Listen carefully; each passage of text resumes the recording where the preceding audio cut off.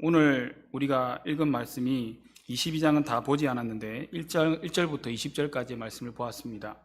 1절과 20절까지 여러분들이 읽으시면서 가장 많이 발견되는 내용이 어떤 내용이셨습니까? 읽으시면서 가장 많이 발견되고 이 다윗이 고백한 글인데 다윗이 어떤 고백을 가장 많이 하고 있으신가요? 여기 보면 가장 많이 나오는 게 하나님은 나의 어떤 이러이러한 분이다 라고 하는 내용을 가장 많이 발견할 수 있으실 겁니다. 여기 특별히 몰려있는 부분이 있는데 2절에서 3절까지의 말씀 보면 여호와는 나의 반석이시요 나의 요새시요 나를 위하여 나를 건지시는 자시요 내가 피할 나의 반석의 하나님이시요 나의 방패시요 나의 구원의 뿌리시요 나의 높은 방대시요 그에게 피할 나의 피난처시요 나의 구원자시라, 이렇게 말씀하시는 것을 보게 됩니다. 곳곳에서 그렇게 이렇게 똑같이 문맥이 되어 있지는 않지만 우리가 읽었던 그 말씀 구석구석에 보면 다윗이 가장 많이 고백하고 있는 말씀의 내용을 보면 나의 하나님은 이러이러한 분이다 라고 이렇게 고백하는 내용들을 보게 됩니다. 여기에 우리가 여러분의 성경책은 어떻게 되어 있는지 알지 못하겠지만 제목을 보면 제 성경책에는 이렇게 제목을 붙여놨습니다. 다윗의 성전가라고 이렇게 붙여놓은 제목이 있습니다. 그래서 우리가 이 다윗이 여호와는 나의 누구누구이십니다 라고 고백할 수 있는 것이 다윗의 성전가는 좋은 내용들을 담은 것이잖아요. 승리했기 때문에 이렇게 하나님을 높여드리는 찬송인데 일이 잘 되었기 때문에 나의 하나님으로 고백하고 있을까요? 단순히 내가 일이 잘 되었기 때문에, 마무리가 잘 되었기 때문에 하나님은 나의 이러이러한 분입니다 라고 고백하고 있을까요? 우리가 생활 속에서 하나님께서 자신에게 행한 일에 대한 이야기를 많이 듣게 됩니다. 때로는 이제 주변 사람들이 자기가 만난 하나님, 그리고 자기에게 행하신 하나님에 대해서 이야기하는 사람들이 있습니다. 그 이야기를 들을 때가 있고, 그리고 우리가 좀 있으면 11월 달이 되면 다니엘 기도회를 하게 되는데, 다니엘 기도회 때 많은 분들이 이제 간증을 하게 됩니다. 하나님께서 자기 삶 속에서 행하신 하나님의 일들을 고백하게 되는데, 그 간증을 통해서도 그런 행하신 일들을 우리가 듣게 됩니다. 그리고 가까이에서는 핸드폰만 켜면 유튜브에서 영상으로 많은 분들의 간증을 우리가 들을 수가 있습니다. 그리고 오늘 말씀처럼 이 성경에 말씀되어 있는 성경 말씀으로도 하나님께서 그들에게 행하신 일들을 우리가 이야기를 들을 수가 있습니다. 그래서 우리가 이 말씀들이나 간증이나 영상을 보면서 함께 놀라기도 하고, 그리고 감동을 받기도 하고, 그리고 은혜 받아서 함께 눈물을 흘리기도 합니다. 그런데 우리가 그 말씀을 듣고 간증을 듣고 한참이 지나고 나서 자기의 삶을 돌아보면 이런 느낌이 들게 됩니다. 어떤 자괴감 같은 것들이 우리에게 찾아오는데, 그것이 무엇이냐면 그들의 하나님은 가까이 있는 것 같고, 근데 나의 삶을 돌아보면 그들과 같지 않아서 나의 하나님은 멀리 계신 것 같고, 때로는 하나님께서 안 계신 것 같은 그런 느낌들을 받을 때가 있습니다. 그래서 그 사람의 간증을 들은 사람의 은혜도 받고, 그리고 감동도 받았지만, 놀라기도 하였지만, 그 사람의 삶과 내가 만난 하나님하고 너무 다른 것들을 느끼게 되어서 자괴감 같은 것들을 우리가 느낄 때가 있습니다. 그럼 이런 우리가 마음들이나 이런 생각들이나 이런 마음들이 찾아오는 이유가 어디에 있을까요? 그건 이런 것이 아닌가 생각됩니다. 우리의 삶의 형통보다 오늘 이제 말씀에 우리가 만약에 그 사람들의 간증처럼 결과가 좋고, 그리고 하나님께서 일하셔서 대단한 일들을 보게 하셨고, 그래서 사람들이 흠모할 만한, 세상 사람들도 와 대단하네 라고 할 만한 그런 삶을 우리가 놓고 본다면, 우리의 삶을 우리가 둘러보게 되면 형통한 일들보다 그렇지 않은 경우들이 더 많은 것들을 우리가 보게 됩니다. 그러면 그 하나님은 형통한 사람들, 그리고 잘된 사람들의 하나님밖에 되지 않겠냐라는 생각도 듭니다. 그러면 왜 그 사람의 하나님은 되는데 때로는 내가 느낄 때에 나의 하나님이 되지 못하는 경우가 왜 발생하냐면, 행하신 하나님에 대해서 우리가 관심을 두기보다는 그 사람에게 행해진 그 상황들과 일을 우리가 집중하다 보니까 하나님을 쏙 빠지고 그 사람에게 일어난 일들, 상황들을 우리가 집중하다 보니까 그 사람의 삶을 동경하게 되고 추구하게 되어서 하나님과 동떨어진 삶, 그리고 하나님과 관계없는 삶을 살아갈 때가 참 많은 것들을 우리가 보게 됩니다. 그러다 보니까 그것들을 위해서 우리가 성공을 위해서 살아가고 그 사람이 이루었던 것들을 우리가 쫓아가다 보니까 때로는 그것으로 인해서 하나님과 나의 하나님이 아니라 하나님은 점점점 멀어지고 나중에는 하나님 온데간데 없는 그런 삶을 살아갈 때도 있다는 겁니다. 그래서 우리가 오늘 말씀해 보면 다윗이 승전했기 때문에 이런 고백을 하는 것이 아니라 다윗에게도 본문을 보면 얼마나 많은 고난과 시련이 있었던 것을 보게 됩니다. 보면 여기 3절에 보니까, 후반부에 보니까 나를 폭력에서라는 단어가 나옵니다. 그리고 5절에 보니까 사망의 물결이라는 단어가 나오고, 그리고 불의의 창수라는 단어가 나옵니다. 6절에 보니까 수월의 줄이 나오고, 그리고 사망의 올무가 나오고, 7절에서는 환난 중에서 등등등 이렇게 얼마나 많은 시련들을 당했는지, 그 속에서 하나님은 나의 어떠한 하나님이다라고 고백하는 다윗을 보게 됩니다. 이렇게 표현하고 있는데, 우리가 또 때로는 그런 것들이 있습니다. 하나님께서 더디 행하심으로 하나님이 계신지 안 계신지, 왜 이렇게 하나님께서 일하시지 않는지, 저 사람에게는 일하고 계신데 나에게는 일하고 계시지 않는 것처럼 느껴질 때가 있는데, 다윗도 그런 경험들을 많이 했나 봅니다. 특별히 시편 13편에 보면 이렇게 말씀하고 있는데, 우리 시편 13편은 다 같이 찾아서 한번 읽어봤으면 좋겠습니다. 시편 13편입니다.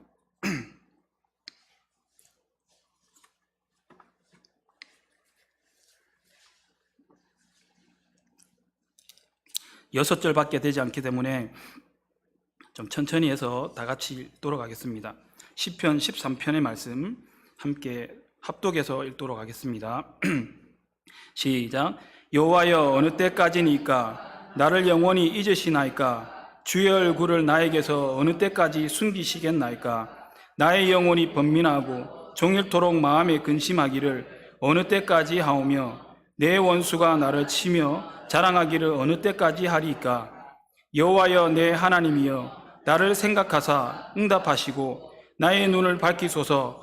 두렵건대 내가 사망의 잠을 잘까 하오며, 두렵건대 나의 원수가 이르기를 내가 그를 이겼다 할까 하오며, 내가 흔들릴 때에 나의 대적들이 기뻐할까 하나이다. 나는 오직 주의 사랑을 의지하여 싸우니 나의 마음은 주의 구원을 기뻐하리이다. 내가 여호와를 찬송하리니 이는 주께서 내게 은덕을 베푸심이로다. 아멘. 4절까지는 하나님 어느 때까지 참으시고 숨어 계시겠습니까? 일을 안 하십니까? 왜 저 악한 자들을 보면서 우리는 주님의 말씀대로 살았는데도 불구하고 이 모양 이 꼴인데, 저 사람들은 하나님의 말씀대로 살지도 않고 악한 일들을 행했음에도 불구하고 하나님은 왜 참고 계십니까? 아무 일도 안 하시고 저 사람은 번성하는 것 같고 형통한 같이 내게 보이게 하십니까? 라고 고백을 합니다. 그런데 5절과 6절의 말씀을 보니까, 그러나 나는 오직 주의 사랑을 의지하여 싸우니, 그럼에도 불구하고 나는 오직 주의 사랑을 의지하여 싸우니 나의 마음은 주의 구원을 기뻐하리다. 내가 여호와를 찬송하리니 이는 주께서 내게 은덕을 베푸심이라다라고 이렇게 고백하는 것을 보게 됩니다.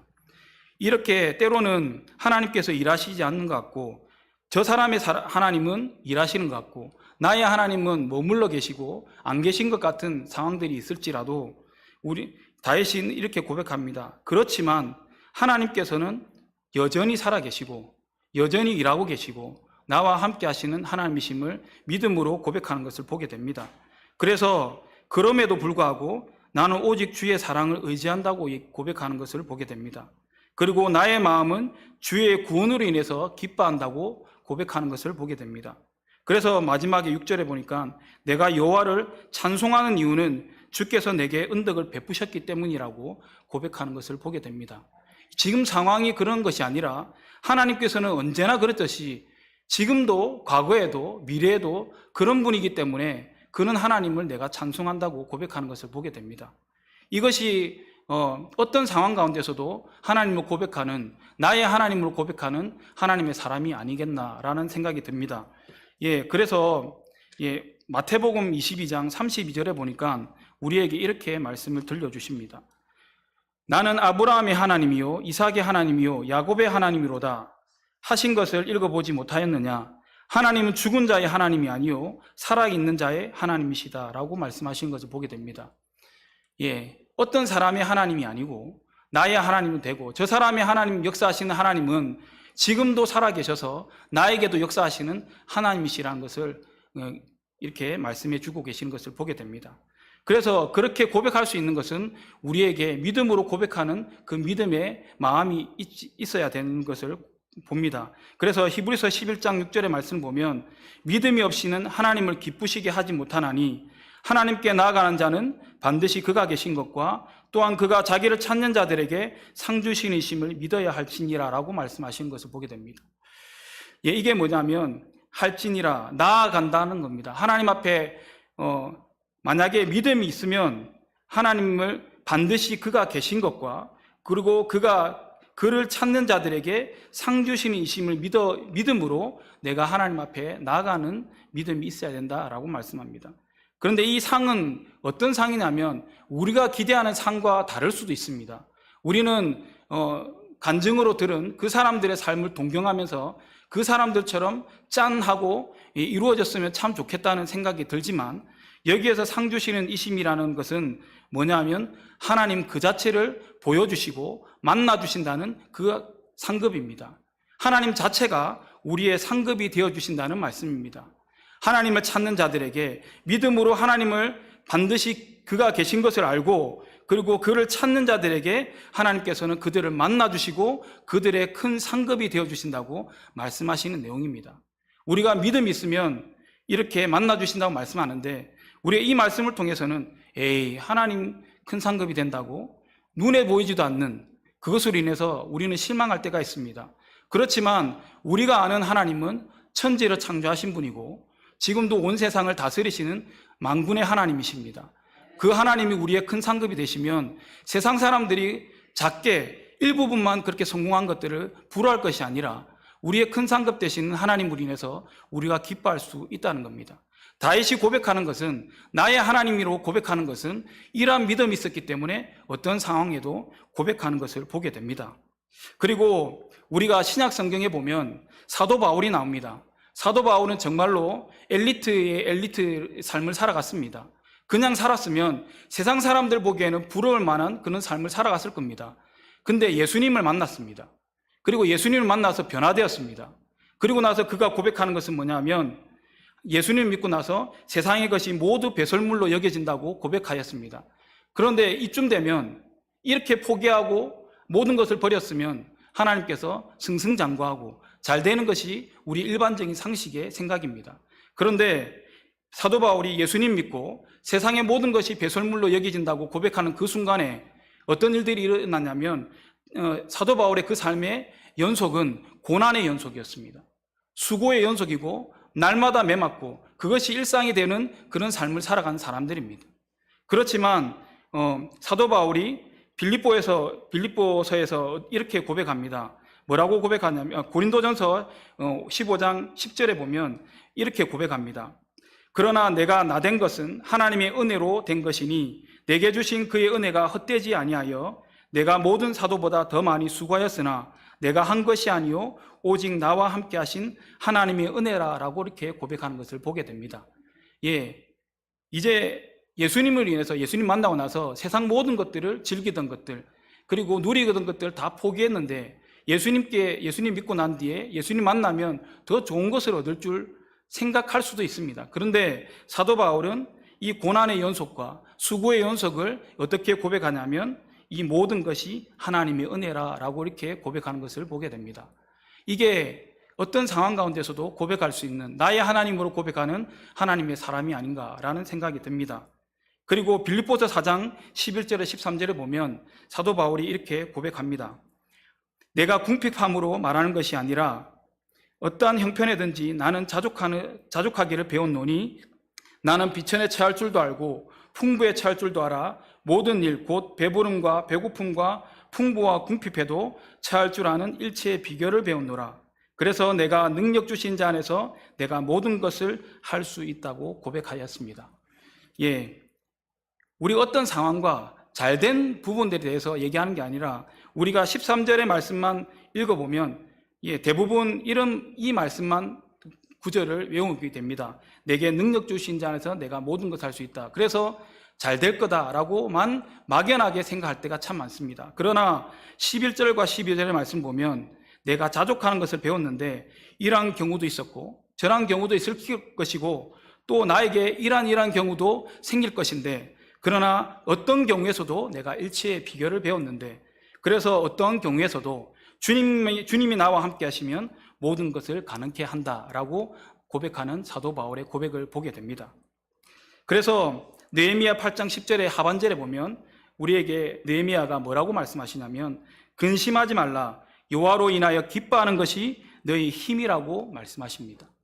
그래서 우리 오늘 본문의 말씀처럼 다윗이 이렇게 성전가를 외치고 있지만 그 삶을 통해서 함께 하시고 역사하신 하나님을 고백하면서 하나님을 기뻐함으로 이렇게 나의 하나님 되심을 만방에 알리고 찬양하는 것들을 보게 됩니다. 그래서 우리 또한 하나님께서 기뻐하시는 그런 삶을 하나님께서 기뻐하시는 그 믿음으로 나아가서 믿음의 고백으로 삶으로 나아가서 하나님께서 우리에게 상 베풀어 주시는 은혜들을 누리시는 저와 여러분이 되었으면 좋겠습니다. 우리 마지막으로 스바냐 3장 17절 말씀을 한번 찾아서 같이 읽도록 하겠습니다.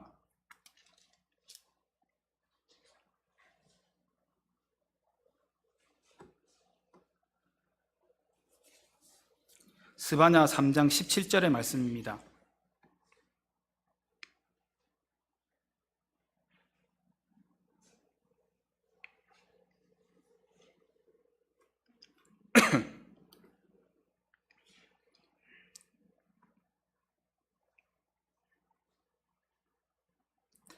다 같이 찾아서 읽도록 하겠습니다. 시작.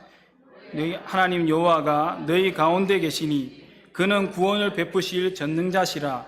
그가 너로 말미암아 기쁨을 이기지 못하시며 너를 잠잠히 사랑하시며 너로 말미암아 즐거이 부르며 기뻐하시리라 하리라. 아멘. 하나님 우리를 이렇게 사랑하시고 기뻐하신다고 말씀합니다. 다윗에게도 이렇게 고백해 주십니다. 19절의 말씀, 19절, 20절의 말씀 보니까 그들이 나의 재앙의 날에 엎친 데 겹친 격으로 고난이 찾아왔는데 그의 원수들도 그에게 찾아와서 더 괴롭게 하는 모습들이 있었습니다. 그런데 다윗이 고백하는 것은 여호와께서 나의 의지가 되셨다 말씀하십니다. 그리고 20절의 말씀 보니까 나를 또 넓은 곳으로 인도하시고 나를 기뻐하심으로 구원하셨다고 이렇게 말씀하시는 것을 보게 됩니다. 다윗의 모습을 통해서 다윗의 고백을 통해서 하나님은 그를 기뻐하셨다고 말씀하시는 것을 보게 됩니다. 그래서 그를 구원하시고 그를 넓은 길로 인도하셔서 하나님께서 건져주시고 그리고 피할 길을 열어주시고 결국은 이렇게 오늘 22장의 말씀처럼 다윗의 성전가를 울리게 하시는 찬송을 받으시는 하나님의 영광이 나타난 것들을 보게 됩니다. 오늘도 우리의 이 말씀을 통해서 먼 하나님이 아니라 누군가의 하나님이 아니라 나의 하나님으로 고백되시는 하나님이 되어서 또 그 하나님과 동행하고 그 하나님을 기쁘시게 해드리는 그 삶으로 나아가서 오늘도 함께 주님과 동행하는 그런 복된 삶을 살아가시는 저와 여러분이 되시길 간절히 소망합니다. 기도하시겠습니다.